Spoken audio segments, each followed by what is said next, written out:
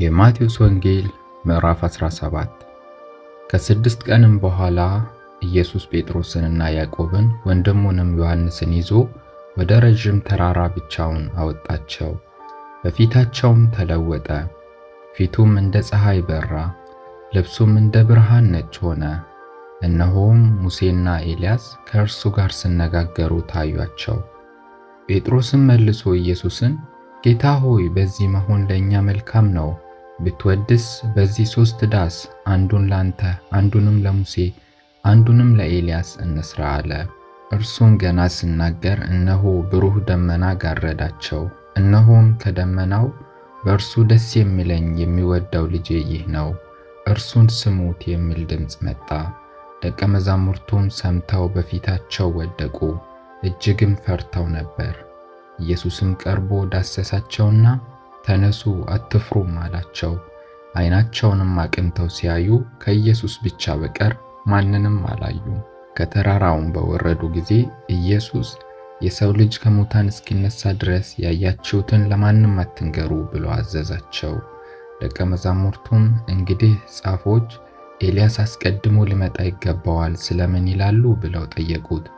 ኢየሱስም መልሶ ኤልያስማ አስቀድሞ ይመጣል፣ ሁሉንም ያቀናል። ነገር ግን እላችኋለሁ ኤልያስ ከዚህ በፊት መጣ፣ የወደዱትንም ሁሉ አደረጉበት እንጂ አላወቁትም። እንዲሁም ደግሞ የሰው ልጅ ከእነርሱ መከራ ይቀበል ዘንድ አለው አላቸው። በዚያን ጊዜ ደቀ መዛሙርቱ ስለ መጥምቁ ስለ ዮሐንስ እንደነገራቸው አስተዋሉ። ወደ ሕዝቡም ሲደርሱ አንድ ሰው ወደ እርሱ ቀረበና ተንበርክኮ ጌታ ሆይ ልጄን ማርልኝ፣ በጨረቃ እየተነሳበት ክፉኛ ይሳቀያልና ብዙ ጊዜ በእሳት ብዙ ጊዜም በውሃ ይወድቃልና ወደ ደቀ መዛሙርትህም አመጣሁት፣ ሊፈውሱትም አቃታቸው አለው። ኢየሱስም መልሶ የማታምን ጠማማ ትውልድ ሆይ እስከ መቼ ከእናንተ ጋር እኖራለሁ? እስከ መቼስ እታገሳችኋለሁ? ወደዚህ ወደ እኔ አምጡት አለ። ኢየሱስም ገሠጸው፣ ጋኔኑም ከእርሱ ወጣ። ብላቴናውም ከዚያች ሰዓት ጀምሮ ተፈወሰ። ከዚህ በኋላ ደቀ መዛሙርቱ ብቻቸውን ወደ ኢየሱስ ቀረቡና እኛ ልናወጣው ያልቻለን ስለምን ነው አሉት። ኢየሱስም ስለ እምነታችሁ ማነስ ነው። እውነት እላችኋለሁ የሰናፍጭ ቅንጣት የሚያህል እምነት ቢኖራችሁ ይህን ተራራ ከዚህ ወደዚያ እለፍ ብትሉት ያልፋል፣ የሚሳናችሁም ነገር የለም። ይህ አይነት ግን ከጸሎትና ከጦም በቀር አይወጣም አላቸው። በገሊላ ሲመላለሱ ኢየሱስ የሰው ልጅ በሰዎች እጅ አልፎ ይሰጥ ዘንድ አለው፣ ይገሉትማል፣ በሦስተኛውም ቀን ይነሳል አላቸው። እጅግም አዘኑ።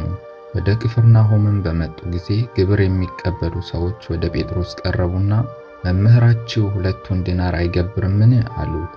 አዎን ይገብራል አለ። ወደ ቤትም በገባ ጊዜ ኢየሱስ አስቀድሞ ስምዖን ሆይ ምን ይመስልሃል? የምድር ነገሥታት ቀረጥና ግብር ከማን ይቀበላሉ? ከልጆቻቸውን ወይስ ከእንግዶች አለው። ጴጥሮስም ከእንግዶች ባለው ጊዜ ኢየሱስ እንኪያስ ልጆቻቸው ነፃ ናቸው፣ ነገር ግን እንዳናሰናክላቸው ወደ ባሕር ሂድና መቃጥን ጣል።